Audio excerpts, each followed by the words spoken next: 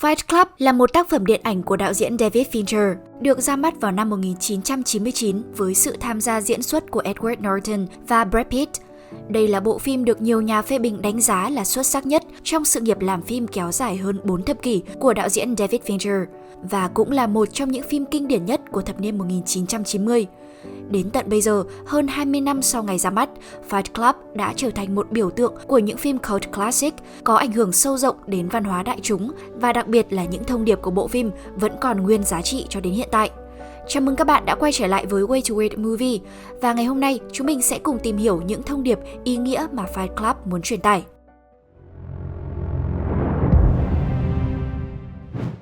Câu chuyện của Fight Club theo chân một nhân vật chính không tên do Edward Norton thủ vai. Anh ta là một nhân viên văn phòng làm việc cho một công ty bảo hiểm và một cuộc sống khá giả mà phần đông chúng ta đều mong ước. Tuy vậy, anh luôn cảm thấy cuộc sống đơn điệu và bị mắc chứng mất ngủ. Để thoát khỏi tình trạng này, anh tìm đến các câu lạc bộ trợ giúp những người bị mắc bệnh hiểm nghèo, lấy cái tên khác nhau, giả vờ bị những căn bệnh khác nhau để được lắng nghe và an ủi. Tại đây, những thương tổn về cảm xúc của anh được chữa lành, và khi về nhà, anh đã có thể ngủ ngon như một đứa trẻ. Tuy nhiên, chẳng được bao lâu thì sự xuất hiện của một người phụ nữ lập dị tên Marla Singer do Helena Bonham Carter thủ vai đã phá vỡ sự yên bình ấy. Cô ta cũng giả vờ bị bệnh như anh và đến các buổi trị liệu để uống cà phê miễn phí. Thế là căn bệnh mất ngủ của nhân vật chính lại tiếp tục tái diễn. Trong một lần đi công tác trở về trên máy bay, nhân vật chính gặp được Tyler Durden, một tay buôn xà phòng có lối sống phóng khoáng và bất cần đời. Được khai sáng bởi tư tưởng sống mới lạ của Tyler, nhân vật chính chuyển đến sống cùng Tyler và cả hai người cùng thành lập một câu lạc bộ chiến đấu Fight Club, nơi mà những người đàn ông chiến đấu tay đôi với nhau để quên đi cuộc sống xã hội. Fight Club là một bộ phim được dựa trên cuốn tiểu thuyết cùng tên xuất bản năm 1996 của tác giả John Palahniuk. Ban đầu, tác phẩm này không được đánh giá cao bởi chính hãng sản xuất là 20th Century Fox, bởi họ cho rằng nó quá bạo lực và trần trụi. Bản thân đạo diễn David Fincher và hãng phim cũng có những bất đồng lớn về vấn đề marketing cho phim, vì phía hãng muốn tập trung hình ảnh về Brad Pitt để thu hút khán giả nữ, còn phía đạo diễn lại muốn những hình ảnh và trailer quảng bá, giấu bài càng nhiều càng tốt để tạo hiệu ứng cho cú plot twist của phim. Bên cạnh đó, giới phê bình cũng có những làn sóng khen chê lẫn lộn. Ngoài những bình luận tích cực về tính sáng tạo và khai phá, một số nhà phê bình cho rằng nó cổ súy bạo lực và các hành vi chống đối xã hội. Do đó, hãng phim không muốn chi quá nhiều tiền vào marketing để tránh việc lỗ nặng. Và rốt cục khi ra rạp, Fight Club thất bại nặng nề khi chỉ thu về khoảng 101 triệu đô la. Tuy nhiên, do hiệu ứng truyền miệng, bộ phim bắt đầu được công chúng đón nhận khi phát hành bản DVD và sau đó là bản trên truyền hình cáp. Theo thời gian, dần dần các giá trị của phim được nhận ra và phổ biến rộng rãi trong văn hóa đại chúng, trở thành một phim cult classic. Tới thời đại ngày nay, phim luôn nằm trong top những phim hay và đáng xem nhất mọi thời đại của rất nhiều tạp chí uy tín trên khắp thế giới. Nếu các bạn chưa xem phim thì có thể tạm dừng video tại đây, vì phần tiếp theo của video mình sẽ phân tích nội dung của phim và tất nhiên là spoil toàn bộ nội dung của bộ phim này. Ở lần đầu tiên xem phim, mình đã không nhận ra rằng nhân vật chính của câu chuyện không hề có tên. Nhưng ai cũng có thể nhớ rõ ràng nghề nghiệp của anh ta là một nhân viên văn phòng làm việc cho công ty bảo hiểm. Trong lần đầu gặp Tyler Durden, câu hỏi đầu tiên mà nhân vật chính đặt cho Tyler cũng là anh làm nghề gì, chứ không phải anh tên là gì như lẽ thường tình. Cái tên vốn là một trong đặc điểm cơ bản nhất để định dạng một con người, không còn quan trọng bằng việc anh ta làm công việc gì. Điều này, một cách đáng buồn, đang dần trở nên rõ ràng và phổ biến trong thời buổi hiện đại ngày nay, đặc biệt là đối với đàn ông. Càng trưởng thành, người xem sẽ càng thấm thía được điều này, cũng như cảm nhận được nỗi đau mà nhân vật chính phải trải qua từng ngày. Anh ta là một nhân viên văn phòng làm việc cho một công ty bảo hiểm và một cuộc sống khá giả mà phần đông chúng ta đều mong ước. Anh ta có vẻ ngoài lịch thiệp, bảnh bao, có một công việc tốt, sống trong một căn hộ có nội thất đầy đủ và tiện nghi. Tuy nhiên, mặc dù có sự đầy đủ về mặt vật chất, nhưng nhân vật chính lại phải đối diện với những bất ổn trong đời sống tinh thần. Anh ta cảm thấy cuộc sống của mình tẻ nhạt, đơn điệu và vô nghĩa. Anh ta chi rất nhiều tiền cho những món nội thất hàng hiệu, dù thực tế anh ta chẳng cần đến chúng. Anh ta bị nhốt trong guồng quay của công việc, đến khi về nhà lại trở về với nỗi cô đơn một mình. Anh ta có cảm giác không thỏa mãn, mỗi ngày như một vòng lặp luẩn quẩn không có hồi kết. Các bạn nghe có thấy quen không? Và mình tin chắc rằng có rất nhiều bạn đang xem video này ở tầm tuổi như mình cũng có những cảm giác tương tự. Và vấn đề của nhân vật chính là anh cảm thấy có gì đó sai trong cuộc sống của mình, nhưng không nêu tên được nó, không biết chính xác nó là gì. Không giống như Denver có thể về quê nuôi cá và trồng rau, nhân vật chính của chúng ta không có một phương án thật sự nào để thoát ra khỏi những chuỗi ngày được chấm công này. Cho đến khi anh gặp được Tyler Durden và được Tyler khai sáng. Tyler cho chúng ta thấy mặt trái của thế giới tư bản, của chủ nghĩa tiêu dùng, của quảng cáo, của cuộc sống công nghiệp hiện đại, nơi mà những người lao động bị đối xử chẳng khác gì những con gà công nghiệp. Chúng ta được trả lương để làm công việc của mình.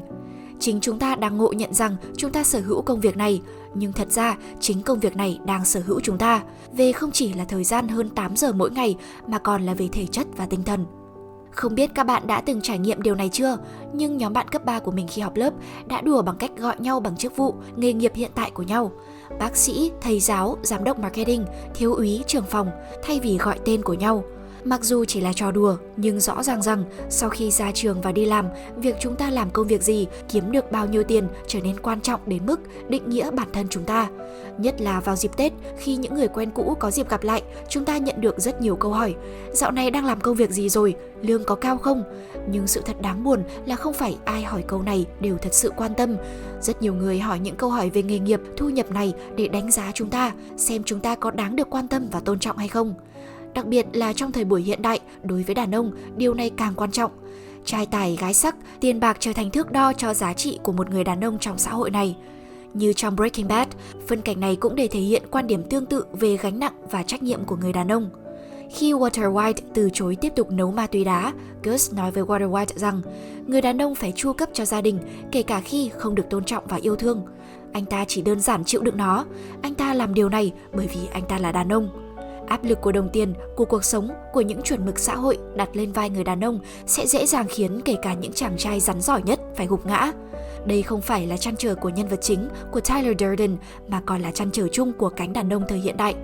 Nên nhớ rằng, thông điệp này của Fight Club được phát đi vào năm 1999, nhưng vẫn còn nguyên giá trị cho đến ngày nay. Việc nhân vật chính tìm đến các câu lạc bộ từ thiện của những người bị mắc bệnh hiểm nghèo, sau đó trở về nhà và được ngủ ngon lành, thể hiện một trong những nhu cầu cơ bản nhất của đàn ông, đó chính là nhu cầu được yêu thương. Ở đó, nhân vật chính cảm thấy thật sự được lắng nghe, được an ủi. Trong lần đầu tiên, nhân vật chính ôm lấy Bob và khóc òa như một đứa trẻ để trút đi các cảm xúc tiêu cực bấy lâu. Do những tiêu chuẩn của tính nam độc hại, người đàn ông trong cuộc sống hiện đại không có cơ hội được bộc lộ sự yếu đuối. Rõ ràng nhất là được khóc, được ôm ấp và vỗ về. Đặc biệt là với những người đàn ông với vỏ bọc thành công và lịch thiệp như nhân vật chính. Giả sử mà chúng ta đang lướt Facebook và nhìn thấy hình ảnh hai người đàn ông ôm nhau khóc như thế này, mình tin chắc rằng ở dưới phần bình luận sẽ có rất nhiều comment giễu cợt hoặc nghi ngờ về giới tính của hai người này. Bởi đơn giản, chúng ta thấy hành động này rất ít ở xã hội hiện đại. Dù có một sự thật là đàn ông cũng cần được yêu thương, cần được ôm ấp sau một ngày dài khó khăn. Chính vì vậy, các bạn nam nếu đang xem video này, nếu các bạn có những lúc thấy cô đơn, mệt mỏi và cần được động viên, đừng bao giờ cảm thấy xấu hổ hay cố giấu giếm các cảm xúc như thế này. Bởi vì tất cả đàn ông đều có cảm giác tương tự, dù không phải ai cũng sẵn sàng nói ra. Việc nhân vật chính giả vờ bị bệnh để tìm thấy sự giải tỏa ở các câu lạc bộ chia sẻ chỉ là giải pháp tạm thời. Và sớm muộn gì thì nó cũng sẽ chấm dứt. Và sự xuất hiện của người phụ nữ lập dị Marla đã làm anh ta không thể khóc được nữa. Có rất nhiều giả thuyết khác nhau được người hâm mộ đặt ra về nhân vật Marla này. Trong đó có giả thuyết Marla là một nhân cách thứ ba của nhân vật chính, một nhân cách nữ giới. Tuy nhiên, Marla đem đến cho nhân vật chính sự tương tác cảm xúc mà trước giờ anh ta không có được với một người khác giới. Nó đơn thuần là sự xuất hiện của một người phụ nữ trong cuộc đời của một người đàn ông. Và phụ nữ vừa là sự hỗn loạn, vừa là sự cứu rỗi. Nếu nhìn câu chuyện dưới một góc độ khác, thì nhân vật chính là một anh chàng cô đơn, có cuộc sống lặp đi lặp lại và đơn điệu. Marla xuất hiện mang cho anh những cảm xúc kỳ lạ mà anh chưa từng trải qua, nhưng cũng là tác nhân thúc đẩy căn bệnh đa nhân cách của anh phát triển nặng thêm.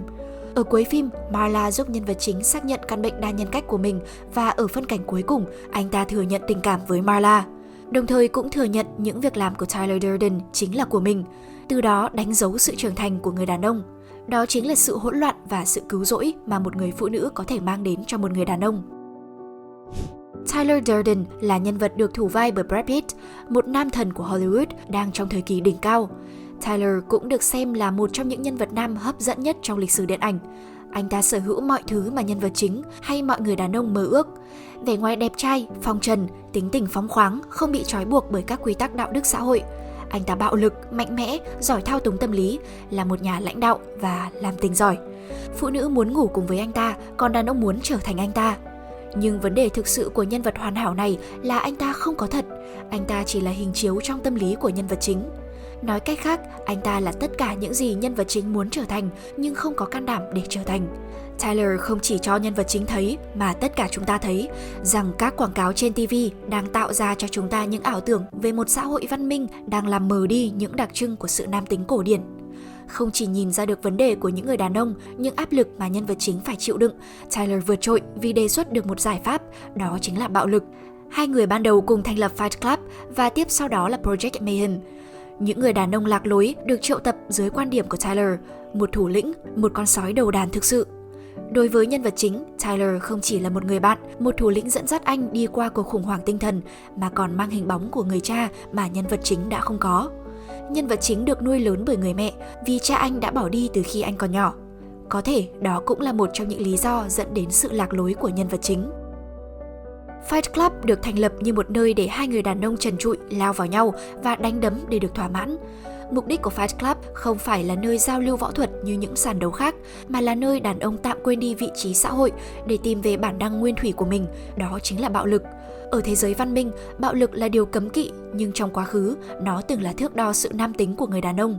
Càng đi ngược về quá khứ, chúng ta càng thấy rõ điều này, khi những thần thoại, truyền thuyết kể về rất nhiều những anh hùng, những dũng sĩ, mà ở đó khả năng chiến đấu, sự dũng cảm của chiến binh là những gì thể hiện giá trị của một người đàn ông.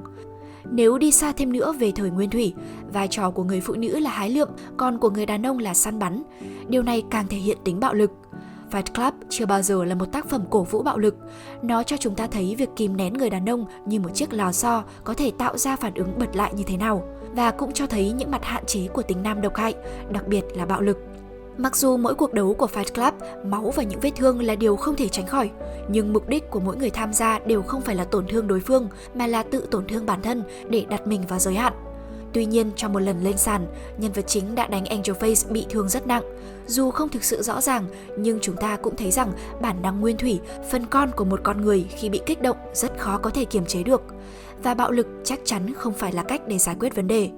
Một điểm đáng chú ý khác về Fight Club là nó tế nhị thể hiện tình cảm của những người đàn ông, tình anh em, brotherhood. Hình ảnh của những người đàn ông trần trụi mới vài phút sẵn sàng giáng những cú đấm vào nhau trong một trận đấu tay đôi. Nhưng đến khi kết thúc, họ ôm lấy nhau, cùng nhau uống bia và dành cho nhau sự tôn trọng. Tương tự, sau đó là những người đàn ông trong Project Mayhem. Họ cũng đồng cam cộng khổ với nhau, cùng nhau làm việc, cùng nhau ăn mừng. Rất khó để diễn tả thành lời thứ tình cảm đặc biệt mà những người đàn ông xa lạ, khác nhau về công việc, thu nhập, tên gọi, tuổi tác, nhưng cùng chịu những bất công như nhau. Chính điều đó kéo họ gần lại nhau hơn và hình thành một thứ tình cảm anh em, tình đồng chí rất cao đẹp này. Còn rất nhiều điều đáng nói về bộ phim kinh điển này khi giá trị xem lại của bộ phim là rất cao. Mỗi phân cảnh, mỗi câu thoại trong phim đều mang nhiều tầng ý nghĩa. Ở mỗi lần xem phim ở độ tuổi khác nhau, khán giả đều cảm thấy sự khác biệt và những trải nghiệm mới. Một người bạn của mình đã nói rằng, trong lần đầu xem đã không hiểu được ý nghĩa của bộ phim, nhưng khi lớn lên và đi làm, trải nghiệm được cảm giác bị vắt sức lao động của thế giới tư bản, mới hiểu được giá trị của bộ phim. Còn các bạn thì sao? Các bạn nghĩ như thế nào về Fight Club và về video ngày hôm nay? Hãy comment cho chúng mình biết với nhé! Xin chào và hẹn gặp lại! Way to Wait out!